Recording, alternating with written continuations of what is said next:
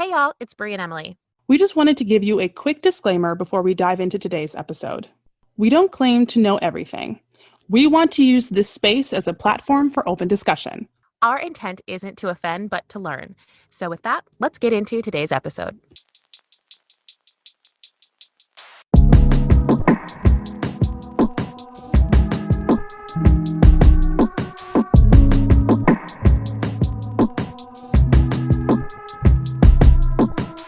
Mixed Messages is a podcast by Brie Graham and Emily Madigan, two mixed women trying to navigate the complexities of living between multiple communities in these divided times.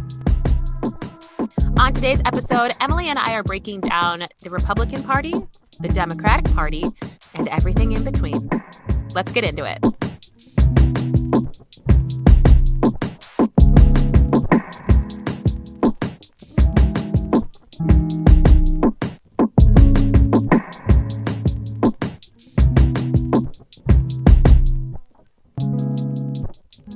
What up, party people? Absolutely not. You are not going to call our listeners party people. No. Why not? I don't like it. Why not? Okay, I don't like it. What up, Mixed Messages people, fans? What are you doing? Who is this new MC that came in to substitute for Emily? Bring Emily back. I don't like who this is. Bring Emily back. Okay, you're right. Hey, everybody. Welcome back to Mixed Messages. So, in an effort to try and help people understand how we got to the place we are in politically, we thought it would be a good idea to talk about the Democratic and Republican parties. So, guess what I did? What'd you do, Emily? I volunteered as tribute to talk about the history of the Republican Party. Though I do not align with either party completely, I'm definitely not a Republican, and that will be very apparent hard as I try. But I once was, or thought that I was. I wanted to talk about the Republican Party because I really wanted to understand how we got to where we are today in our current political environment. I'll come right out the gate and say, I don't align myself with a political party. But when I do, it's the Democratic Party. The modern day Dems... Gross. You're gross. You're gross. The modern day Dems party prides itself on being a grassroots, pulled up by the bootstraps group holding the ideals of fighting for a better, fairer, and brighter future for every American. But you'd be surprised to know that the Democratic Party wasn't always the party for the little guy. As a matter of fact, the Democratic Party at one time was pro-slavery and honestly looked a lot like the Republican Party that we know today. So on today's episode, we're getting into the good, the bad, and the ugly of the Democratic and the Republican Party in hopes to educate you and your loved ones when having conflicting views on politics. So let's get into it. According to history, the Democratic Party traces its origins back to Thomas Jefferson and James Madison with the founding of the Democratic Republican Party. Believe it or not, once upon a time, Dems and Republicans did get along because, well, they were part of the same group. But all good things must come to an end, so they say. And organizationally, the modern Democratic Party really got its footing with Andrew Jackson's presidency in the 1830s. So some things to know about the Democratic Republican Party. That party really did take the ideals of what we now know to be true of both parties and fuse them together. For instance, the party favored a weak federal government, states' rights, and republicanism, which is defined as stressing liberty and inalienable individual rights. The irony is not lost on me that republicanism is a term that stresses the ideals of individual rights. And in modern times, to me, that sounds to be a much more democratic ideal. But we have to remember at this time, there was no intersectionality when it came to individual rights. What I mean is they wanted rights for white men, and that's it. The Democratic Republican Party split because of a petty-betty argument over who was going to succeed James Monroe as president. The people in the party who supported Andrew Jackson became the modern-day Democratic Party. Now, here's what's interesting. The Democratic Party represented a wide range of views at the time, but shared a fundamental ideal to the concept of an agrarian society. An agrarian society is defined as a community whose economy is based on producing and maintaining crops and farmland. So if I'm putting two and two together here, the Democratic Party in the 1830s was a party that supported the ideals of a society reaping benefits of, in many cases, slavery. The party at the time also held the views that the government was the enemy of individual liberty. They believed that government intervention in the economy benefited special interest groups and created corporate monopolies that favored the rich. The Democratic Party sought to restore the independence of the individual by ending federal support of banks and corporations. For instance, back then, they believed that public schools restricted individual liberty because it interfered with parental responsibility and undermined freedom of religion by replacing church schools. But get this, in 1854, the anti-slavery Democrats were so over fighting within the party to abolish slavery that they left the Democratic Party and joined up with the recently dissolved Whigs Party to form the Republican Party. As a matter of fact, after the Civil War, the Republican Party was wildly unpopular with white men because of its opposition to slavery. The Republican Party, or the GOP, Grand Old Party, was officially formed in 1854, comprised of members from a few different parties that had materialized since the 1830s, like the Whigs, the Free Soilers, and members of the newly formed Democratic Party that were unhappy with the direction it was going. The early Republican Party was considered the more socially progressive party. They were the progressives. In the 1850s, there was a new social political issue that was rising in the ranks of importance in this country, and that was the expansion of slavery to the West.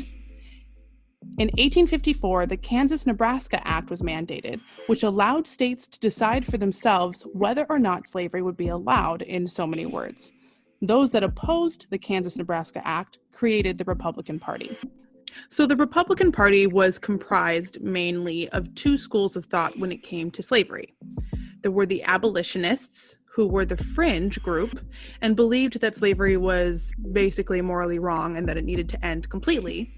And then there was the anti-slavery group, who were willing to compromise and allow the southern states below the 36 degrees 30 parallel line decided upon in the Missouri Compromise to keep slavery, and those above the line were not allowed to.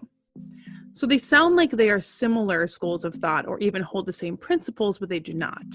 One wants it gone immediately, and the other is like, let's stop it from spreading, and then we can worry about dismantling it bit by bit.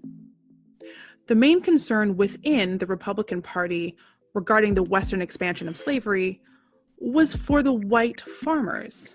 They wanted them to have a place that they could do their business and make a living without competing with the already wealthy slaveholders who had free labor to do literally all of the work in running their businesses, giving them financial and political power. So the expansion would give these wealthy slaveholders even more power and a potential domination in national politics. So the main Republican platform was in favor of protecting the money, not necessarily protecting slaves, just so we are clear. But Emily, you might think, Abraham Lincoln was the first Republican president and he freed the slaves. Yes. But was it because he cared about enslaved people? Or because the Republican Party saw the strategy in taking that stance, bringing more bodies, black bodies, to the fight for the Union? Lincoln was a moderate. It was a strategic move. That is not to discredit the act. Obviously, it was very pivotal for this country. Signing the Emancipation Proclamation in 1863, and then the passing of the 13th Amendment in 1865 after the war, set the stage for the work towards the full emancipation of Black people in this country, which is something we are unfortunately still working on. So I don't want to discredit those moments in history, but it's important to remember that it's not as black and white as you may think, no pun intended. So how did we get where we are today? Because obviously we can tell by the origins of both parties that something switched. The Republican Party was in power for the majority of the time between the Civil War and the Great Depression. They were the party of industrialization, forward movement, building railroad tracks, and modernizing infrastructure. During the Reconstruction era, led by the Republican Party, federal government expanded, implementing the first federal taxes, which greatly helped the industrialized North that did not hold much of the wealth yet that the South had, which was created by free labor.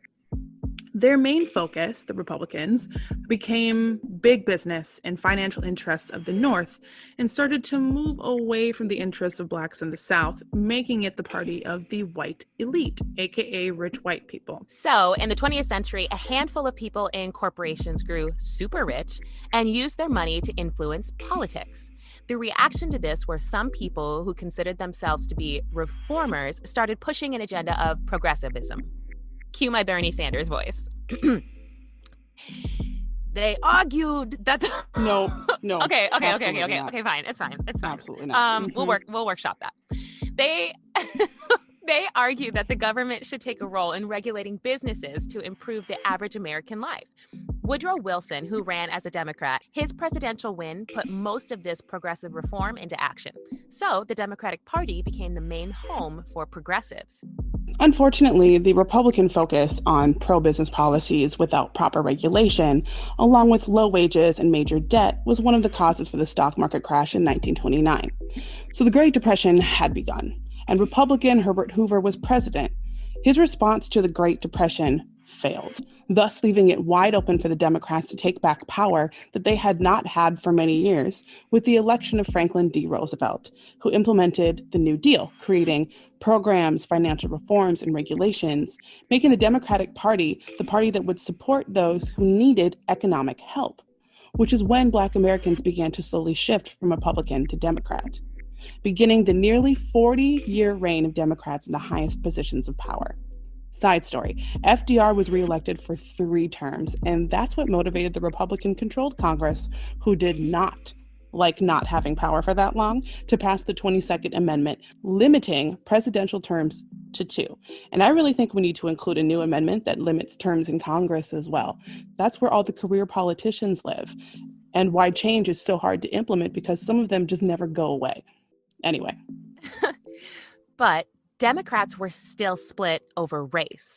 Southern Democrats supported segregation and liberal reformers were trying to end it. With the 1964 Senate vote on Anti-Segregation Civil Rights Act, progressive reformers had gained the upper hand within the party. Democrats in the South were loyal to the ideals of segregation. White Southerners started moving away from the Democratic Party because of race and because of distrust in the government.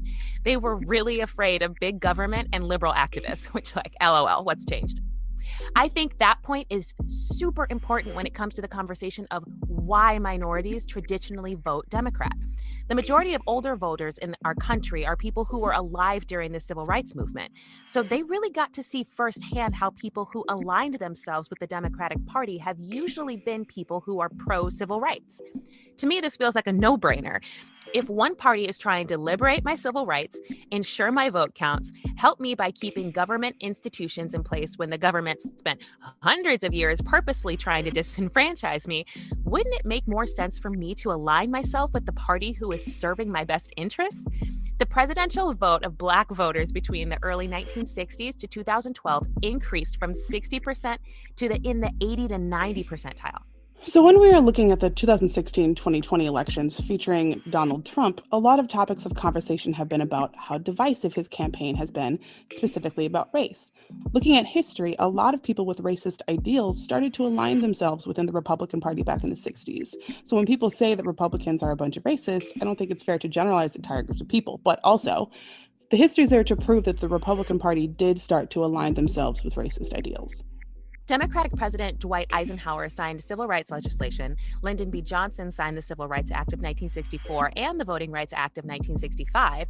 Meanwhile, you had evil, horrible troll people like J. Edgar Hoover, who was the first director of the FBI, who was an openly racist person, and David Duke, active member of the KKK, being a prominent face of the Republican Party. Y'all, this is something that is really important to consider. There have been active and open racists who have aligned themselves as Republicans.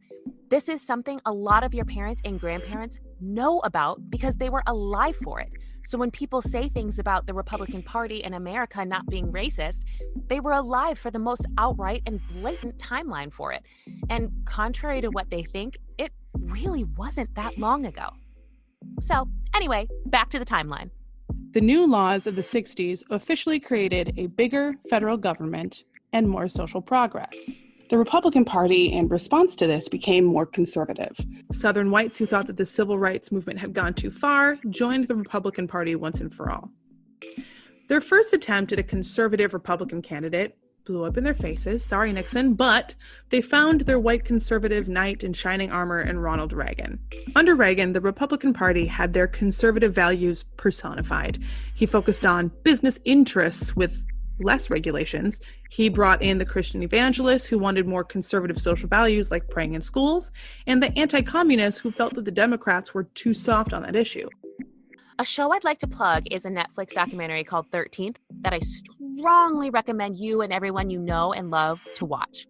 This documentary covers the history of racial inequality in the U.S., specifically focusing on the nation's prison population. Why do I bring up this documentary? Because unfortunately, something important happened in the timeline that we have to address: the war on drugs. Cocaine became the new big crisis in the U.S. in the late 80s.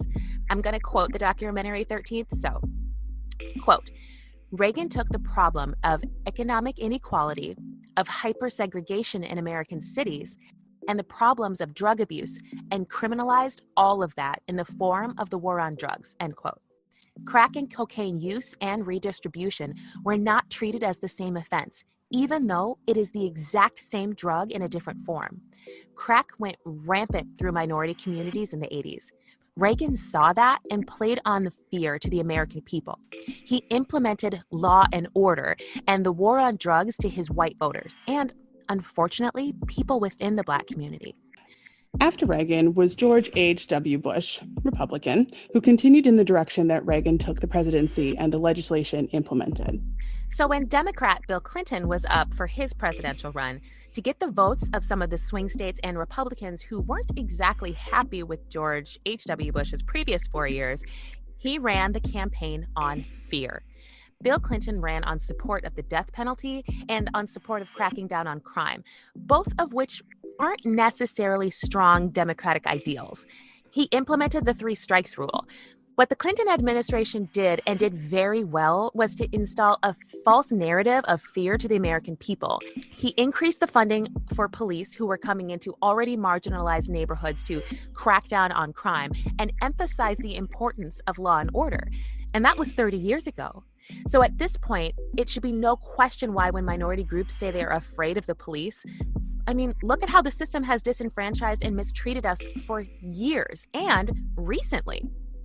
Law and order, something we have heard the Trump administration call on. What I find to be incredibly scary is that the Trump campaign is running on the perfect storm of what we have seen works in American politics. Fear. Fear that bad people are coming into your neighborhoods to harm you, coming into your lines of work, taking your jobs, and even back to the 1800s, the idea that radical progressives are trying to let the government take your rights away from you. There's something for everyone in this mystery bag of divisiveness, and the part that is even more scary is that it's working. So following the LOL years of the second Bush administration, Americans were desperate for new leadership. Now look, as we round out this political party history lesson, I'd like to be very clear that I am incredibly biased for this last Democratic president. Can you blame me? The age of this golden zaddy presidente with class and swag. You guys, I did not age during the Obama administration. I did not know what anxiety was during the Obama administration. I miss him. I miss them. Khaki suit Obama was chef's kiss. So it's really hard for me to go at this next portion objectively. But here's to giving it the old I didn't go to college try. Obama came into office to inherit the worst economic crisis since the Great Depression. Sidebar, do we notice a trend here? After every huge economic crash in the US, we elect a Democrat? Just saying. Unemployment was at 8%, and the Obama administration did their best to try and fix that. But Obama dealt with a ton of pushback. And again, honestly, it's really hard for me to be objective about this because I can't help but think that race played a factor in that. Mitch the Bitch McConnell came out multiple times outwardly speaking against Barack. Not one Republican in the House or Senate voted for the Affordable Care Act. My man was just trying to get me health care, but people were too busy trying to undermine the legitimacy of Obama's citizenship because of his name and race, which no matter how you paint it, it's racist. Using these tactics to re-engage their voter pool worked. Weird flex, but okay. Republicans came out in droves and took back the House, though the leaders that they voted for failed to do what they said they would do, namely rolling back the legislation of the Obama era, like Obamacare, which really pissed off the Republican voters. Their anger and frustration, along with it being the era of television, brought us the birther movement and their leader, Donald Trump. Crossing his arms and basically stomping his feet on live television, demanding that Obama show them his birth certificate, showing that he clearly knows nothing about how anything works. I'd also like to point out that I don't think by any means that it's a coincidence that at the time of Obama's second term, we are starting to hear terms like systemic racism, systemic bias, institutionalized racism. Investigations of entire police departments for excessive force were starting to make headline news, as well as audio and video of unarmed Black men and women being assaulted and murdered at the hands of the police. The same police who were trained in the Reagan, Bush, and Clinton administration to be tough on crime. The Obama administration also brought forth LGBTQIA rights and protections, which seems like a no-brainer to us, but in consideration of the past several years and what both parties have looked like over history, the Democratic Party under the Obama administration does really seem quite progressive, which is something that I think needs to be talked about in relation to Joe Biden. But first, we have to address the big orange elephant in the room. See what I did there? The elephant, because they're Republicans and that's the... Oh, that's awful. I hate it. Okay, well. I really wanted to stop there because, as I'm sure you can guess, the past 4+ years have been incredibly traumatic for most of us. Yes, I'm saying 4+ because his campaign was just as traumatic as his presidency. But Donald Trump ran for president and he arguably won. I figured it was important to lightly discuss what has happened under the Trump administration. Trying to cover all of it would take a whole other podcast and time and funds that I do not have. So the hardest part about talking about the current administration, well, one of the hardest things about talking about the current administration is figuring out what is true. For example, there's a claim that the Trump administration has implemented year-round distribution of Pell Grants instead of limiting them to spring and fall semester. So now low-income students will have access to these year-round in order to get their degrees faster and with fewer loans. That sounds pretty good, reasonable even. But then you look deeper and you see people complaining about him taking money from the Pell Grants, and that anything that doesn't get used right away is instead being put towards NASA to put Americans back on the moon in 2024. And then you look, well, not so deep, and you can see lists of his federal budget cuts. He's cutting student loan assistance, affordable housing, food stamps, Medicaid, education, environmental protection, and the list goes on. All things that he has deemed unnecessary. And where does he want to put that money? The military, national defense, a border wall, which he has still not given up on, apparently, and his mother effing Space Force BS. That alone is enough to make me want to throw things. Since he was elected in 2016, his top-ranking officials, his A-team, has seen a 91% turnover rate, compared to Obama's 71% and Bush's 63%. That doesn't include his cabinet. The number of cabinet departures is 10, compared to Obama's 3 in his first term and Bush's 2 in his first term. He has spent so much time firing and rehiring people based off of their loyalty to him and his choices that I am surprised he has had time to golf. Around $109 million in taxpayer spending as of October 2019, in case you were wondering. But since I'm pretending to be a journalist, actually I'm really not, but in the sense of fairness, although why should I be fair to someone who threatens my life on a daily basis? You know what, fine. Here are a couple of things that someone else thought he did well. He began talks and negotiations with North Korea about ending their nuclear weapons program. Though because of their inability to get past their narcissistic personality disorders, these talks have not yet come to any conclusions. Talks and negotiations have fallen apart since last year. So look, I'm struggling here. I just want to give you a list of some things and you can decide how you feel about him because I don't have it in me to break it down for you anymore. Truly, I don't. His administration has seen children in cages at the border in the name of immigration reform, the re-implementation of a sort of don't ask, don't tell policy for trans people in the military, The voter suppression and fraud, the evidence that keeps coming out about someone in his office colluding with Russia, rolling back things like companies having to report what they pay their employees by race and gender, effectively allowing companies to continue to grow the pay gap between white men and any other minority group. More recently, deciding that diversity and inclusion training for vets is un-American. He has defended and hired rapists and white nationalists. He encourages and incites violence against people of color, women, the LGBTQIA community, the differently abled. He openly mocks injured and dead vets, including prisoners of war. He flip-flops on nearly every topic. He knew the dangers of COVID early on and did nothing to protect us from it. Nothing. And he still is doing nothing. Coming out of the progressive Obama administration and barely surviving Trump's, it can feel like we need to sprint in the direction of progress and radicalism, especially when we consider that the Democratic Party has been the party of civil liberties since FDR, and especially considering that Joe Biden has a history of befriending segregationalists in his political career since the 1980s. I've seen a lot of people, specifically younger voters, who are less than thrilled to vote for Biden this fall. And given the context, I can understand the lack of enthusiasm. It feels like we are settling for the less of two evils. And maybe there's truth to that. But hear me out. Maybe that's what your grandparents and parents need to be able to understand where some of us more progressive aligning voters are coming from. Because they voted for people like Joe Biden. They identify with people like Joe Biden, well-meaning white people who are just now being called to the light to understand how they have benefited from a white supremacist culture and how they have participated in racism on smaller platforms than what was around during the 50s and 60s. As much as I've tried to stay unbiased in this conversation, if I'm being honest, I'm a bit disappointed that I'm not going to be voting for Elizabeth or Bernie this November. Biden has been called too moderate, but his policies are actually still pretty progressive, all things considered.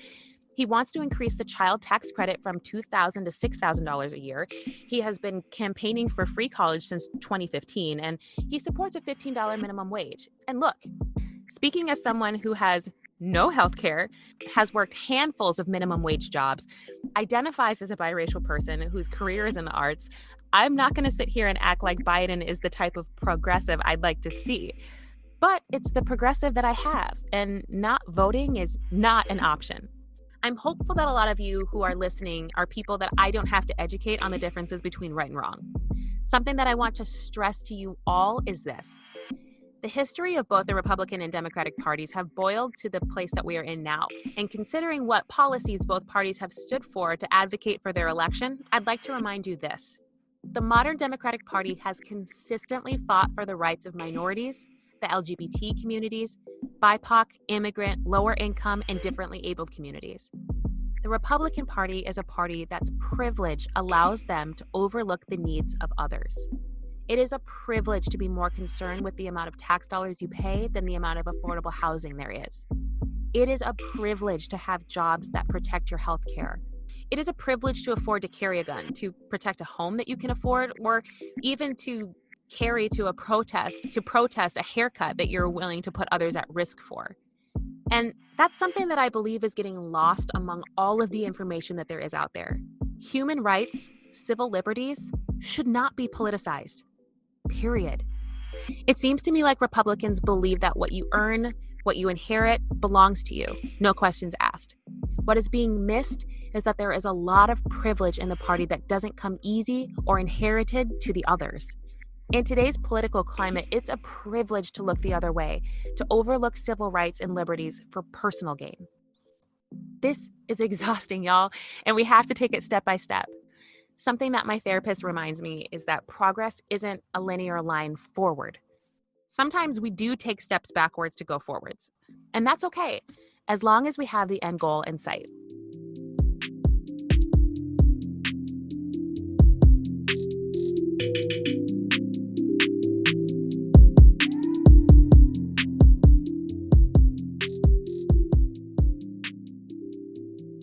Sweaty.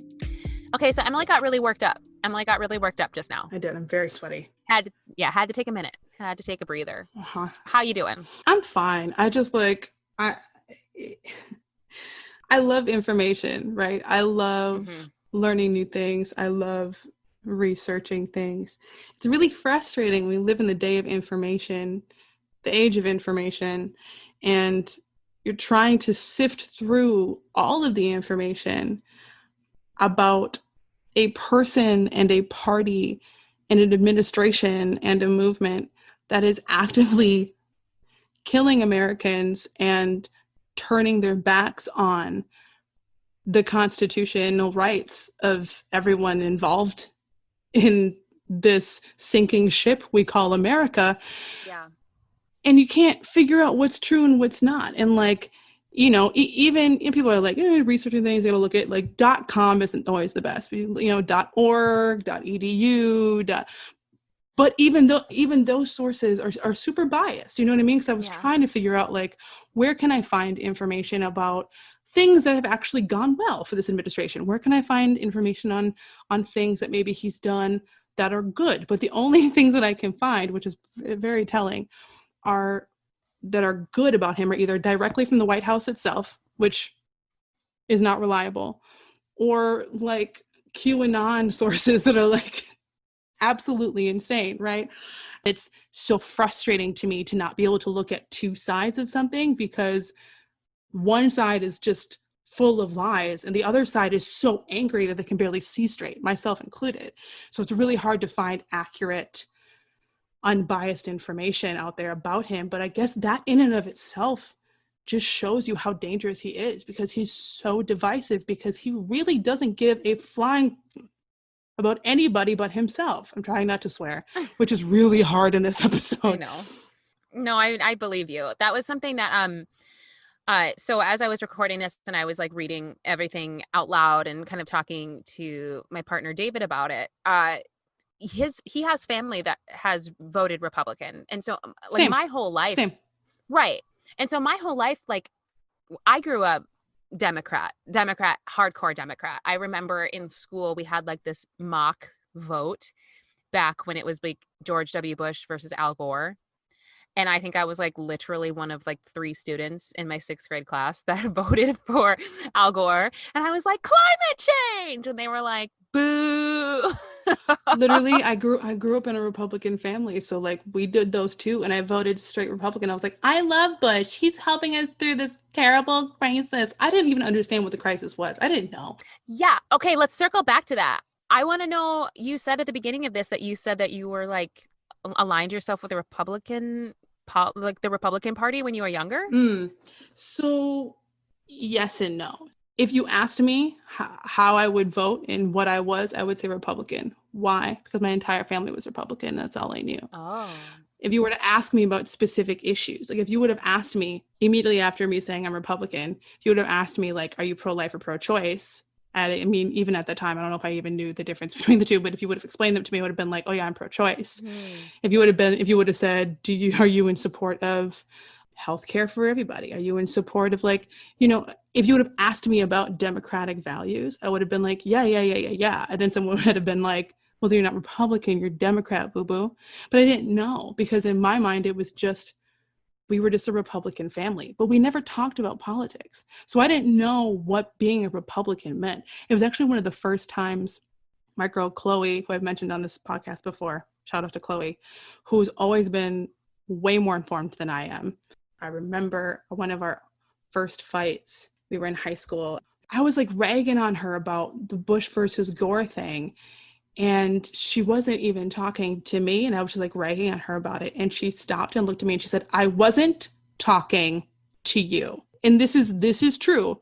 This was the first time I was like, wait a second, who is Al Gore? I was already adamantly fighting to support my Republican candidate without even knowing what they stood for or who the other person was and what they stood for. Like, I was like, yeah, no, Bush is 100%. And I didn't even know who Al Gore was. Are you kidding me? Didn't know. Something that I've found to be, and I don't want to generalize people, but something that I found to be consistent is that people who align themselves with the Democratic Party have no problem talking about politics. And it seems that people who align themselves as Republicans have a problem with it. And I would be remiss to say that that doesn't have something to do with the Republican Party aligning themselves with racist ideals, right? Oh, absolutely. Because they know that if they talk about their actual opinions, what they actually think, they're going to be like, I don't want to be attacked for my politics. You're not being attacked for your politics, boo boo. You're being attacked for the fact that you think that you're better than everybody because you're white. Or you know what I mean? Like, not that all Yeah. Republicans think that, but it's not. It's people thinking that civil rights issues are political issues. They're not political issues, right? And so many That's the Republicans. number one thing. That's the number one thing for me that I feel like civil rights issues should have never been something that any party can campaign on, because it should just be a fundamental given. Like, people should be allowed to Period. do the things. Like, people should be allowed to do the things. Period. We should have basic rights so we're all on one level playing field. Right. And then we can go from there and talk about politics. But like, civil rights, basic human needs they're not political topics. They're basic human needs. And if you align with a party that doesn't see the value in that, then yeah, I wouldn't want to talk about it either. Because yeah, I'm going to call you out your name. I'm going to call you out for being ignorant. I'm gonna. Well, and that's the other thing is then I think when I've pushed back on people when with having the conversation of, I don't want to talk politics, and then I'll say like, why? And they're like, oh, because, I don't want to talk money, or I don't want to talk this, or I don't want to talk that. And I'm like, I don't understand why you wouldn't want to have that conversation. One, if you believe what you believe so strongly and so adamantly, then why shouldn't we talk about it? Why can't we have that conversation? One, I think you should trust me enough to know that like I'm open to hearing what you have to say, but also two, it's a privilege for you to not talk about it. Mm-hmm. That's something that I just feel like is not being stressed enough when we're having these conversations about the divisiveness between both parties, is that it's a privilege to not talk about why you're voting Republican. Yes. Because for a lot of us, it's life or death. Mm-hmm. And like, that's not an exaggeration. Honestly, Emily, I would love to talk to you more about this, but I think we will save the rest of this conversation for our Patreon episode. To hear the rest of this conversation, be sure to subscribe to our Patreon. You'll get access to extended and exclusive Patreon episodes, and you'll obviously be our favorites for life.